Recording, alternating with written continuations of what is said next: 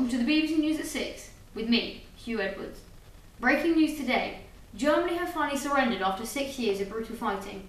It all came as the British troops drew faster and faster towards Berlin, and the German leader was forced to surrender.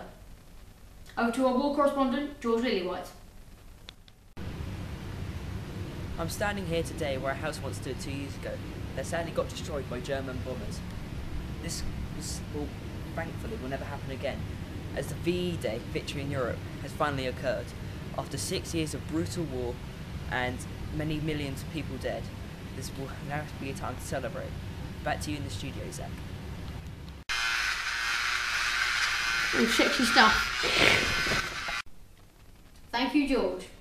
People all over the country have been celebrating the end of the war, and there's been parties in every single village. Effigies of Hitler have been burning to mark the end of the corrupt leader's reign. Over to the Home Affairs correspondent, James Steward. Thank you, Hugh. I'm currently standing here in London where everybody is celebrating the end of the war. There's the scent of burning Hitlers in the air. There's also the sound of all the celebrations that everybody's doing.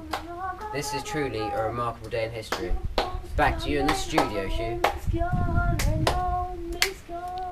Thank you, James. The news of the end of the war comes 2 days after Hitler has been said to kill himself. We have put together a reenactment of what is said to be happened. The English troops are advancing. There's nothing much I can do now. For Germany, the Nazis, and the perfect human race.